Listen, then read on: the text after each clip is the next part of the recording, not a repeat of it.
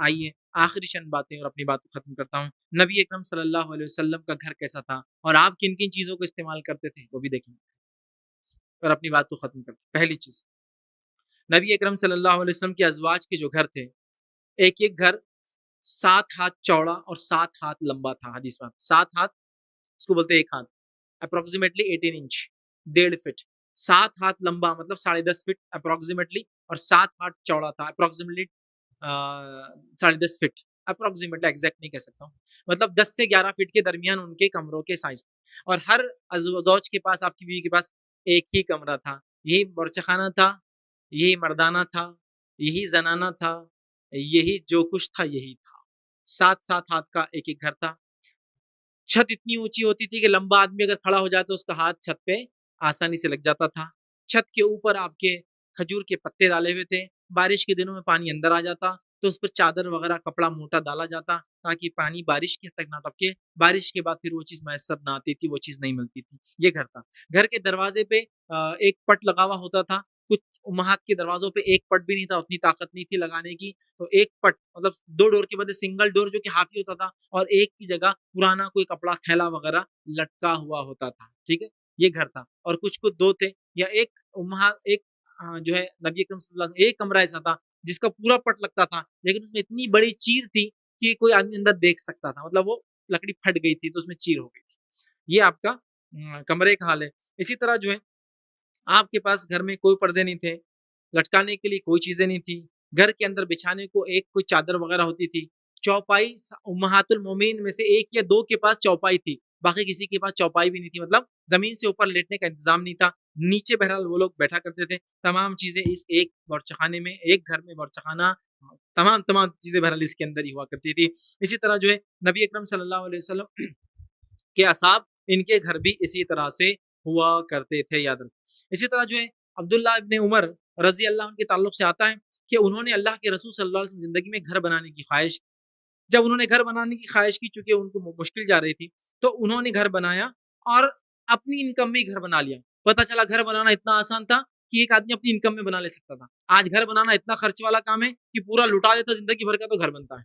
तो मैंने घर बना लिया और उसके बाद रसूलुल्लाह सल्लल्लाहु अलैहि वसल्लम की वफात तक उसकी कभी मरम्मत कराने की जरूरत ही नहीं पड़ी। मतलब एक बार बनाया, अपने ही पैसों से बनाया बगैर उधार लिए के, और इतना मजबूत था वन टाइम में कि अब जरूरत ही नहीं को मेंटेनेंस रिपेयर की। ऐसे घर बनाते। हमारा हाल ये कि हर साल पर्दे चेंज होना है, चेंज नहीं हुए तो आप क्या कमाया, क्या दुनिया में जी रहे आप। गाड़ी चेंज होना है, एटलीस्ट कलर चेंज होना है, सोफा कवर चेंज होना है, क्या क्या चेंज होना, अल्लाह रहम करे। इन्होंने कभी चेंज नहीं किया पूरी जिंदगी, क्योंकि इनके इन्वेस्टमेंट्स कुछ और ही थे, इनके प्लान्स कुछ और ही थे, याद रखें। ठीक। इसी तरह जो है घर के ताल्लुक से अगर हम देखें तो नबी अकरम सल्लल्लाहु अलैहि वसल्लम फरमाते, जामे तिरमिज़ी की रिवायत है, तमाम मसारिफ अल्लाह के रास्ते में समझे जा सकते हैं, तमाम खर्च को फी सबीलिल्लाह माना जा सकता है नहीं लेकिन जा सकता है। लेकिन आपने फरमाया सिवाय मकान के तमाम खर्च को अल्लाह की राह में खर्च माना जा सकता है। घर की तामीर में कोई खैर नहीं है, उसको अल्लाह की राह में नहीं माना जा सकता, कोई खैर नहीं। मतलब घर सिर्फ रहने की चीज है, स्टेटस की चीज नहीं। मेरा घर स्टेटस की चीज है लेकिन रहने की जगह नहीं। अंदर परेशानी में कांटों पे सो रहे, लेकिन बाहर बताना जरूरी है, इतनी ऊंची बिल्डिंग है, इतनी खूबसूरत है, स्टेटस, इतने लाइटें, इतने खुमखुम, इतने लोग हैं। अंदर झगड़े चल रहे, कत्लो गारतगिरी हो रही, आपस में कोई मोहब्बत नहीं, लेकिन बाहर तो बहुत अच्छा दिख। तो कहा तमाम मसरफ, तमाम खर्चे काउंट हो सकते अल्लाह की राह में, घर नहीं हो सकता जो मकान की तामीर में किया जाए, इसमें कोई भलाई नहीं। मतलब उतना ही करो जो आंधी से बचा ले, सर्दी गर्मी से बचा ले, इंशाल्लाह अजीज ये काफी है। तो ये नबी अकरम सल्लल्लाहु अलैहि वसल्लम का घर था। नबी अकरम सल्लल्लाहु अलैहि वसल्लम के बीवियों के अलावा आपका एक और कमरा था अलग से, उसका नाम मशरबा था। आपने उसका नाम रखा था रूम का मशरबा। इससे पता चला आप कमरों के अलग अलग नाम भी रख सकते हैं। ठीक, उन्होंने नाम रखा था मशरबा। तो उस कमरे के अंदर क्या क्या था वो भी देख लें। नबी अकरम सल्लल्लाहु अलैहि वसल्लम एक कमरे में, जहाँ कोई बीवी नहीं रहती थी, आप कभी कभार अकेले रहते थे उस कमरे में, उस कमरे में थी एक चटाई जो दिन में बैठने को और रात में नमाज को काम आती थी। उसी पे आप सोते और नमाज पढ़ते और सुबह दिन में उस पर बैठा करते थे। उस कमरे के अंदर आपके एक तकिया था जो लेदर का था, और उसमें खजूर की छाल भरी हुई थी जिसपे आप सर रखते थे। ठीक। और वो चटाई ऐसी थी जिसपे आप लेटते थे कि कभी लेट के उठते तो पूरे वो जर पूरे निशान बन जाते थे उसके पूरे आंख के ऊपर, क्योंकि गर्मी बहुत शदीद होती थी ना, तो शर्ट उतार के सोते थे आप। इतनी शदीद क्योंकि आदमी पसीने में, देखिए आप कितना अभी परेशान होते हैं हम 40-42 में, वो तो 50-55 का मामला है। तो पूरे निशान बन जाते थे बॉडी के ऊपर। ठीक। और एक तकिया था और एक प्याला था। जिसमें आपने पिया और जिसमें आप खाते भी थे। एक अब प्याला बोलते तो उसका साइज ऐसा होगा कि जिसमें पानी भी रख सकते और खाना भी डाल सकते, उसी में आप खाते थे, उसी में आपने पिया। रिवायत में आता आपने कभी जिंदगी में प्लेट में खाना नहीं खाया, ऐसी चीजों पे खाया। मतलब प्लेट, निफासत, गिलास, चमचे और ये और वो और कांटे और छुरियाँ, ये सब नहीं, कॉम्प्लिकेशंस नहीं लाइफ में। खाओ पियो अच्छे रहो बस। तो आप उसी में खाते थे, उसी में पीते थे। एक रिवायत में आता है एक गिलास था जो क्रैक हो गया था, तो आपने उसको एक तार से बांध के रखा था, तार से बांध के रखा। हाँ, बस बोलते ना वो टूटी हुई चीज में नहीं खाना, नहुसत आती। नबी का गिलास टूटा हुआ ही था, उसको आपने एक तार से बांध के रखा था, वो इस्तेमाल, उसी में खाया, उसी में पिया। और ना जाने लातादाद सहाबा ने आपके उस गिलास में, जिसमें आपका बाबरकत जो है होट लगता था, कितने साहबा ने उसे दूध पिया और खाना खाया। जब भी साहब आते थे बोलते इससे पीना है हम, और जब पीते थे तो वहीं से पीते थे जहां से अल्लाह के रसूल पीते थे। आप पी लीजिए, जब देखते थे कहां से, हाँ डायरेक्शन ये, फिर वहीं से पीते थे। ये मोहब्बत थी उनकी, तो कभी नहीं बोला कि ये क्या गुर्बत है, एक में खाते आप, एक में पीते आप, अब पता नहीं कैसा रहता हूँ आप, क्या होता। नहीं नहीं नहीं, वो एक, मतलब एक यूटेंसिल, एक बिछाने की चीज, एक तकिया, एंड फिनिश। कुछ भी नहीं था इसका, वो कमरे में इतना ही। हाँ, आपने अपनी एक जौजा को कुछ चीजें इस्तेमाल की थी, उनके रूम थोड़े अलग थे, उसमें चूल्हे वगैरह थे ना, लेकिन यही थे। और सारे उम्माद ऐसे, कुछ उम्माद के पास पलंग एक एक्स्ट्रा पलंग था, मतलब चटाई पलंग पे डालते थे, तो आप सल्लल्लाहु अलैहि वसल्लम उस पे जाके लेते थे। जैसे हजरत आयशा के पास एक पलंग था, दूसरों के पास नहीं था, एक पलंग था। पलंग मतलब वो चार तरफ लकड़ी और बीच में रस्सियां वगैरह बांधते हैं ना, वो पुराने गांव वगैरह में आप ऐसे पलंग देखते होंगे, झूले जैसे बन जाते कभी लेटने से, वैसा एक पलंग था, जो कभी भी उठा के रख देते थे, कभी भी बिछा लो या लटका दो, आसानी से कहीं भी जाता है, वो एक पलंग था, बस याद रखो, ठीक है। इसी तरह आप सल्लल्लाहु अलैहि वसल्लम के घरेलू सामान के ताल्लुक से याद रखिए जो बातें आती है, वो ये है कि आप सल्लल्लाहु अलैहि वसल्लम जो है नीचे सोते थे, चारपाई पे आप नहीं सोए। जो चारपाई जिन उम्माद के पास थी बहरहाल वहां आप उस पर सोया करते थे, जिससे आपके वो जो शतरंजी चटाई थी ना, उसके पूरे निशान आपके जिस्म पे जो है बन जाया करते थे। इसी तरह रसूलुल्लाह सल्लल्लाहु अलैहि वसल्लम की एक जौजा उम्मे सलमा रज़ियल्लाहु से जब निकाह किया, तो उनको 2 चक्कियाँ आपने दी थी जो घर में थी, ठीक है? चमड़े का एक तकिया था उनके पास, खजूर की छाल से भरी हुई एक तकिया था, और जो इसी तरह जो है कुछ थोड़ा-सा सामान था, और ऐसा ही सामान रिवायत में आता सारी उम्मात के पास था, ये मुस्नद अहमद की रिवायत। इसी तरह जो है अज़वाज मुतहहरात के पास जो है आपकी जो बीवियाँ थी, ठीक है? उनके हुजरों के अलावा उनका आप समझो एक ज़ाती कमरा था, उस ज़ाती कमरे में जो चंद सामान था, मैंने आपके सामने उस चीज़ की जो है तमाम तफसीलात रख दी, इतना सामान था।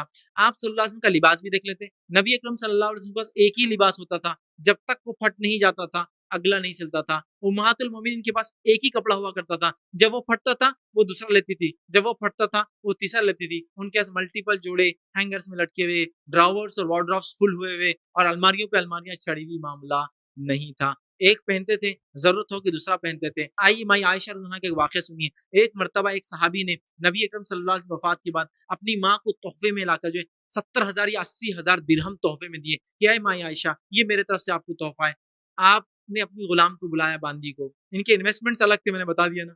ये नहीं सोचा कि एक ही जोड़ा पहन के जिंदगी गुजारते हैं, हम दूसरा ले ले। ये नहीं सोचा कि इस घर से थोड़ा अच्छा घर बना ले। ये नहीं सोचा कि 70,000 में ये कर लूं, वो कर लूं, बिजनेस कर लूं, फुला कर लूं, अगली प्लानिंग कर लूं, उठा के रखूं, कल खाऊंगी परसों खाऊंगी, कुछ नहीं सोचा। बांदी को इधर आओ, ये इसको दे के आओ, वो उसको दे के आओ, वो उसने आके सवाल किया तो उसको दे के आओ, वो फुला को दे दो, वो उस गुलाम को दे दो, ये इसको आजाद कर दो, वो फुला कर दो, फुला फुला फुला फुला हो गया। शाम हुई, वो जो है गुलाम जो थी जो है बांदी, वो आई, और उन्होंने कहा, हज़रत आयशा ने, इफ्तार का वक्त हो गया है, कुछ लाओ। तो कहा क्या लाऊं, घर में कुछ नहीं है। तो कहा अभी तो 70,000 दिरहम आए थे ना, क्या हुआ? तो कहा आपने रोका कहाँ अपना हाथ? देती गई, देती गई, देती गई, पूरा खर्च कर दिया, 70,000 पूरे। तो कह अरे अल्लाह, अगर तुम मुझे याद दिलाती तो मैं रख लेती। चलो जाने दो, अगली बार कोई लाएंगा तो उसमें से रख लेंगे, फिनिश। और खाने को कुछ नहीं था, मतलब रोजा रखा था, खाने कुछ नहीं था, इफ्तार में भी खाने कुछ नहीं था, और 70,000 खर्च किया एक दिन के अंदर। मैं बताना क्या चाह रहा हूँ, वो एक कपड़ा हजरत आयशा के लिए काफी था, वो एक बगैर सामान का रूम उनके लिए काफी था, वो एक रूम जिसके ऊपर एक दरवाजा जिसमें चीर बनी हुई थी वो उनके लिए काफी था, वो रूम में अंदर कोई कलर नहीं था उनके लिए काफी था, छत पे खाली वो घास डाली हुई थी वो उनके लिए काफी था। 70,000 का इन्वेस्टमेंट कहीं और लगाना था, कहीं और डालना, और वो डालना था आखिरत के लिए, उठा के कर दिया खर्च, कर दिया खर्च। यही सबका मामला। साद बिन अबी वक़ास रज़ी अल्लाह का मामला क्या था? आपने एक बार जब बीमार हुए तो 1/3 दौलत अपनी खर्च कर दी आप सल्लल्लाहु अलैहि वसल्लम की ज़िंदगी में। तो अल्लाह दे भी रहा था। स्टैंडर्ड ऑफ लिविंग उनका बहुत हाई था। दुनियावी एतबार से शायद वो कमज़ोर नज़र आए, लेकिन उखरवी एतबार से बहुत हाई लेवल ऑफ स्टैंडर्ड था, क्योंकि उनकी इबादतें इतनी आला थी, उनके महल उतने आला नहीं थे, लेकिन उनकी नमाजें उतनी आला थी, उनके लिबास लेकिन उतने आला नहीं थे, उनके रोजे और तकवा इतना बुलंद था कि हमारे बैंक बैलेंस वहां तक नहीं पहुंच रहे हैं। वो अलग ही इन्वेस्टमेंट थे, अलग अकाउंट्स थे, अलग मामला थे। वो एक कपड़े में रहते थे, एक फटने के बाद दूसरा बनाते थे। कुछ सहाबा के पास दो थे, एक मेहनत का और एक जुमा के दिन का था, क्योंकि जुमा के दिन मेहनत के कपड़े जरा मैले हो जाते थे, फट जाते थे, तो जुमा को अलग पहनते थे और बाकी हफ्ता एक कपड़ा पहनते थे। तो उनके पास दो थे, एक जुमा वाला और एक मेहनत वाला बोलते थे। मेहनत वाला मतलब जो रोज काम के लिए, और एक जुमा वाला। आज हमारे पास कोई आदमी दो कपड़े वाला हो और मालदार हो, तो हम तो बोलेंगे यार इसको तो समझता नहीं ऐश कैसी करना, ये तो बेवकूफ दिख रहा मुझे, ये तो परले दर्जे का है, मेरा बाप ये होता तो मैं ये कर गुजरता, मेरा फला होता तो ये कैसा। क्या है ये सब? अल्लाह के रसूल की हदीस सुनिए, जो दुनिया में सादगी का लिबास पहने, अल्लाह ताला रोज़े क़यामत उसको जन्नत का लिबास पहनाएगा। जो दुनिया में तकब्बुर का लिबास पहनेगा, अल्लाह उसको रोज़े क़यामत जहन्नुम में तकब्बुर का लिबास पहनाएगा। आज कितने मर्द और औरतें हम तकब्बुर का लिबास पहनते हैं, शादी ब्याह में किसको दिखाना, दिखाने के लिए लिबास पहनते हैं, इसलिए नहीं पहनते कि हमको अपना तन ढाकना है, हमको बताना हमारा स्टेटस क्या है, और खुश हो रहे हैं आखिरत में जहन्नुम का लिबास बनेगा कि तो ये तकब्बुर का लिबास, ये दिखावे का लिबास। तो अज़वाज मुतहरात, सहाबा, ताबईन, तबे ताबईन, ये अपनी लाइफ में बहुत कम से कम चीज़ें इस्तेमाल करते थे, कमाया बहुत लेकिन कहीं और लगाया, आखिरत के लिए किया। तो हमको भी कुछ ना कुछ लाइफ का स्टैंडर्ड बनाना है मेरे भाइयों। अगर 10 कमाते हो ना, तो 7 या 8 पे खर्च लाना है। इंशाल्लाह कम से कम अपनी इनकम का 10 टू 15%, 20% अल्लाह की राह में देने का प्लान करना है। वह मैं क्या दूंगा, मेरे से गरीब कौन है? नहीं, तुमसे भी गरीब लोग हैं, तुमको उनकी मदद करना है इन पैसों से। कुछ नहीं कर सकते हो तो इसमें से कम 100-200 तो भी निकालो, आदत डालो खर्च करने की, अपने लाइफस्टाइल को कम करो, इसलिए कि लाइफस्टाइल कम करने से न जाने कितने लोगों के घर चल सकते हैं और बच सकते हैं। आज भी मैं जानता हूँ लोगों के 30-40 किलो गेहूं अनाज में जिंदगी गुजर जाती है, और उनको अगर ज्यादा खाने में सालन ना भी हो तो अचार और चाय भी उनका घर चला सकती है। तो तुम्हारे 1000 रुपये किसी एक आदमी का, एक औरत का, मियाँ बीवी और 2 बच्चों का घर चला सकते हैं। 1000 रुपये तुम्हारे, 700 रुपये का गेहूं का थैला, 300 रुपये कुछ हो, वो घर चल सकता है। सोच बनाओ ऐसी, सोच बनाओ, साहबा ऐसे ही सोचते थे, उसका घर चल जाए मेरे वजह से, वो बड़ा गरीब दिख रहा है, उसको खाने को दे दो तो अच्छा होगा, मैं नहीं खा के उसको खिलाओ तो अच्छा होगा, क्योंकि इनके प्लान्स बस आखिरत के प्लान्स थे कि कुछ मिल जाए। आज भी हम कुछ लोगों के दियानत खर्च करने को देखकर ताज्जुब करते हैं। आप देखिए, बहुत सारे लोग, आप कभी जाना हुआ होगा हरम वगैरह में, कभी हरम में कभी नजदीक पहुंच गए, बहुत सारे लोग आते हैं, आप पहचानते भी नहीं कौन होंगे, लेकिन वो आकर बस आपको पैसे देना शुरू, सबको पैसे देंगे जो लोग बैठे, मालदार और गरीब की तमीज किए बगैर। वही नहीं समझते कि गरीब है अपने मुल्क, बस आया है मेरा भाई, हो सकता है कोई एक मुस्तहिक वो भी ले ले, जो नहीं है उसके लिए भी तो। अब हाँ, हाँ, इंडियन इंडियन लोगों का हाल क्या होता है, 500 रियाल दे रहा, 10,000 रुपये, कल फिर जाके वही नमाज को बैठता हो कि आज भी शेख आया तो अच्छा है। उम्रे को गया इतना पैसा लगा के, तू गरीब कहाँ है भाई? लेकिन नहीं, वो सोच नहीं है। अच्छा ये भी, ये छाप के लाता है घर पे नोटें? नहीं, वो भी कमाता है, लेकिन उसको देने का मादा है। जब वो देता है तो उसको कहाँ से आता है वो भी नहीं समझ पाता है कभी-कभार। होता है ना, हज को उम्रे को जाते हैं तो वहाँ मंज़र देख सकते हैं लोग जो खर्च करते हैं ला-ला कर, अल्लाह के नाम पे। टैंकर का टैंकर ला दिया, पूरा एक कंटेनर होता है ना जो जहाज़ों पे जो आते हैं लाद के जो पानी की जाती, वो कंटेनर लाता और छतरियाँ लाया, समझो धूप का वक़्त है, और सबको बाँटता है। अब हमारे पास छतरियाँ हैं भी तो, क्योंकि हम लोगों की मेंटालिटी इंडियंस के लेने वाली बनी मुसलमान।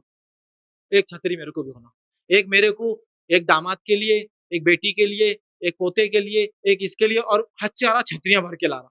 अरे कहाँ से लाया छतरी? अच्छू कहते एक शेख बाँट रहा था बेवकूफ, रोज़ छतरियाँ बाँटता था ला-ला। मैंने खूब लाया। अरे अल्लाह ने तुझे दिया है ना, ये सोचता कि कोई और भाई ले ले, हालाँकि उसने तो सबको दिया, कोई और ले ले ज़्यादा अच्छा है। अच्छा, लिया तो हाजियों को दे रहा था ना वो, इंडिया में लाकर तुम्हारे यहाँ के धूप में बच्चों को दे रहा था क्या? नहीं, नहीं, वहाँ के बिस्किट भी लाया मैंने तो लूट के। ये तो खाली छतरियों की बात करें, वो रोज बिस्किट भी बांटता था। वहां के कंटेनर्स पानी, वो जूस भी लाया मैंने छुपा छुपा के, पूरा कस्टम से निकाला, लड़ाई झगड़े सब किया। अरे देने का मिजाज बनाओ, लेने का मत बनाओ, छोड़ दो छोड़ दो। अच्छा, नहीं भाई मैं तो गरीब हूं ना, तुम गरीब नहीं हो, तुम दिल से गरीब। हदीस में आपने फरमाया, गिना, गिना दिल का गिना होता है, मालदारी दिल से मालदार होता है आदमी, पैसे से मालदार और गरीब नहीं होता। सहाबा में से कोई भी पैसे से मालदार और गरीब नहीं था, वो तमाम के तमाम दिल से अमीर थे। ये होना चाहिए। मैंने एक शख्स को देखा जिसने अपने जाती कमाई से, जो सिर्फ एक फुग्गे बेचता था, बलून्स, फुग्गे फुग्गे बेचता था, 35 साल उसने फुग्गे बेचे और एक ऐसे गांव में मुकाम पर अपने पैसे जमीन खरीदी और एक मस्जिद तामीर कर गया। उसकी नीयत थी, 35 ईयर्स की इनकम है उसकी, एक मस्जिद। सोच लगती, मालदार दिल लगता। जेब में पैसे नहीं अलग बात है, खर्च करने का मिजाज लगता। मेरे पास नहीं ना पैसे, ये भाई बहुत गरीब दिख रहा, क्या आप इसकी मदद करेंगे? मेरे पास नहीं है ना, लेकिन मेरा दिल मालदार है, मैं किसी से दिला सकता हूँ। मैं भूखा हूँ, मुझे नहीं खाना, लेकिन इसको दिलाऊंगा, मेरा भाई। तो साहबा ऐसे ही थे, सब दिल से मालदार थे। हो सकता है जेब से हो सकता गरीब हो, दिल से तो कोई भी गरीब नहीं था। हम लोगों का मामला ये, जेब में तो थप्पियां लगी हुई पैसों की, लेकिन दूसरा आदमी जब उसका वॉलेट खोलता ना, उस पर नजर पड़ी हुई उसकी नोटों। मतलब तू दिल से गरीब है मेरे भाई, अभी भी तो दिल से मालदार नहीं। दिल से मालदार बन, छोड़िए गरीबी, दिल से मालदार बनो। फिर अपने आप का लिविंग स्टैंडर्ड थोड़ा डाउन करो, आखिरत के लिविंग स्टैंडर्ड हाई करो।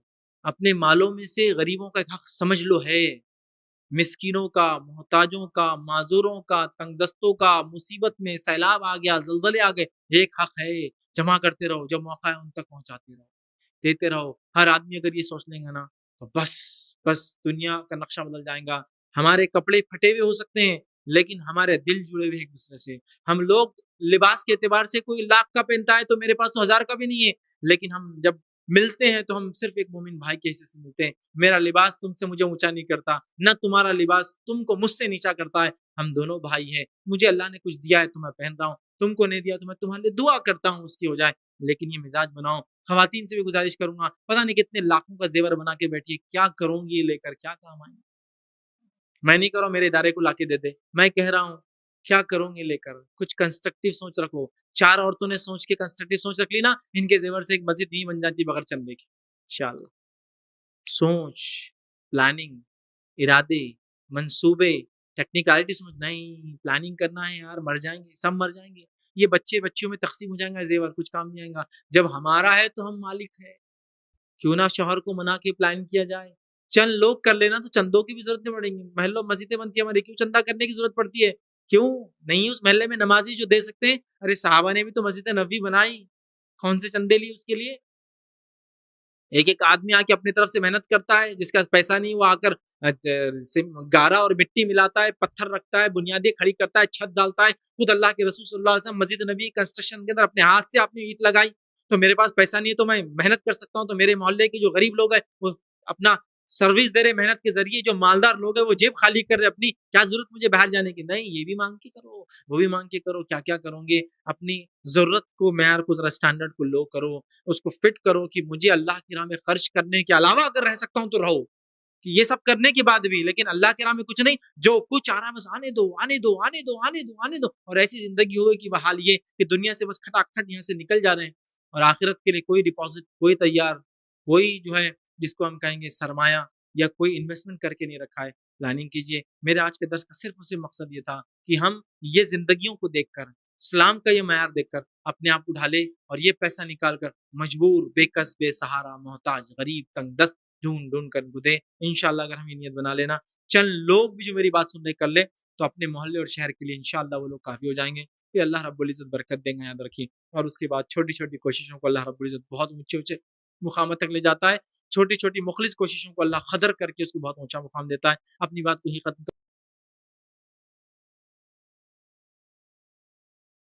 अस्सलाम वालेकुम। आप भी हमारे इस काम में ताउन करें अपनी ज़कात और सदक़ात के ज़रिए। डोनेशन डिटेल्स के लिए डोनेट पर क्लिक करें। अगर आपको हमारे वीडियोस पसंद आए हैं तो इसे शेयर करें और सबके हकदार बनें। रोजाना हमारे वीडियोस को पाने के लिए हमारे यूट्यूब चैनल को सब्सक्राइब करें और बेल आइकन दबाएं। हम सिद्दीक़ सोशल मीडिया पर जुड़ने के लिए वीडियो में दिए गए आईडी को सर्च करें। जज़ाकल्लाह।